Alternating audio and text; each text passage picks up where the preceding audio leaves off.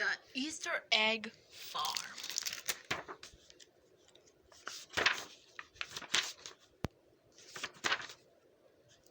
Pauline lived in Mrs.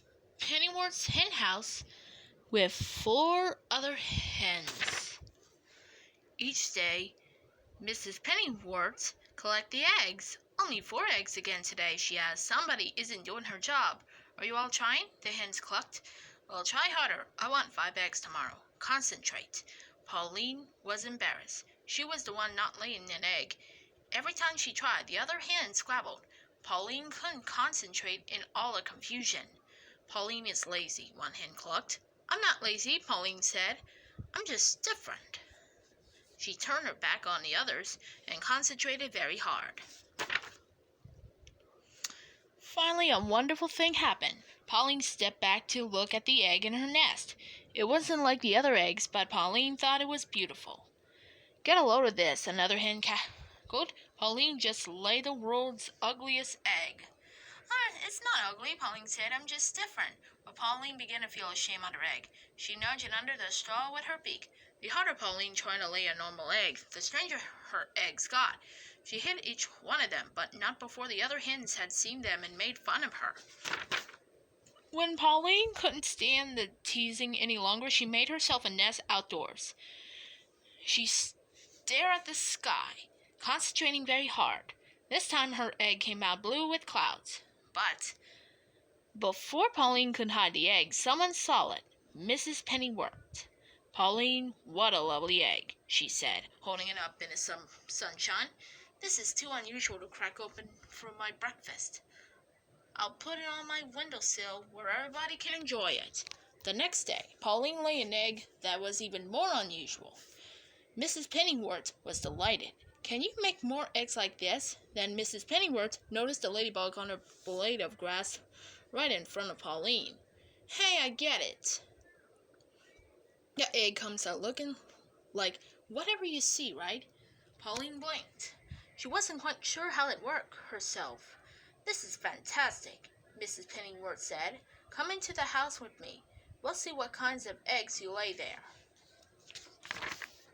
Pauline loved being inside. There were lots of pretty things to look at. In her now surroundings, Pauline became quite creative. Soon, her unusual eggs lined in windowsills of Mrs. Pennyworth's house. One day, a lady appeared at the window. "Are these lovely Easter eggs for sale? I need one for every child in town. They're for the annual Easter egg hunt." "No problem. We can lay that many eggs, can't we, Pauline?" "We," thought Pauline. She'd never seen Mrs. Pennyworth lay an egg, so she knew it was up to her. Laying eggs for the Easter egg hunt would be an honor. She clucked happily. "Come back for your eggs the night before Easter," said Mrs. Pennyworth. Pauline was excited. She started laying 2 eggs a day, then 3, then 4. Mrs. Pennyworth began taking Pauline on field trips for inspiration. The first week, they went to the art museum. The second week, they went to the ballet. Pauline was so thrilled by the music and dancing. She laid more eggs than ever when they got home. Finally, it was the day before Easter. "The egg lady will be here tonight," said Mrs. Pennyworth. "I'll better start packing up the eggs." She lifted an egg from the windowsill. "Uh-oh, there's a crack in the shell." Mrs. Pennyworth ran to another window. "Pauline, some of the eggs are hatching. We shouldn't have left them in the sunshine." Some baby chicks were popping out all over the sunny side of the house. "Stay in there," said Mrs. Pennyworth, shouted at the unhatched chicks. "You're ruining the eggs." But the chicks didn't listen. They just kept hatching and hatching. Mrs. Pennyworth took the broken shells to the table and frantically tried to glue them together. "It's no use. I was never any good at craft projects." Just then there was a knock at the door. "Yoo-hoo!" called the egg lady. "I'm here for the Easter eggs. Do I have a deal for you?" cried Mrs. Pennyworth. "How would you like Easter chicks instead of eggs?" "Terrific," the egg lady said as bright-colored chicks scurried around her. Easter chicks are even better than Easter eggs.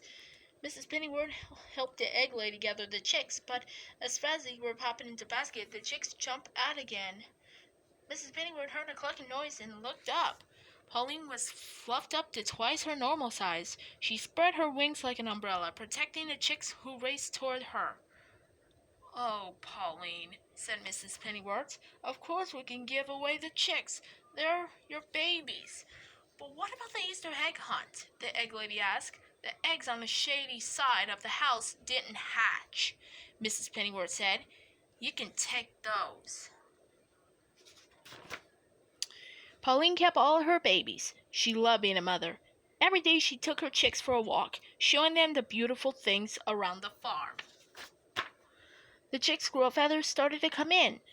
"These chicks sure are different," said Mrs. Pennyworth.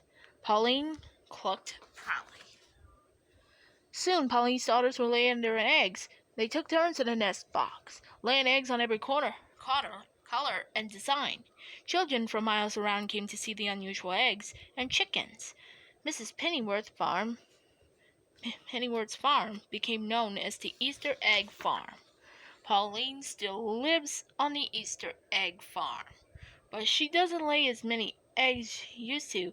Now whenever she feels an egg coming on, Pauline closes her eyes. She doesn't concentrate on anything. Then she lays a perfectly ordinary plain white egg, just to be different. The end.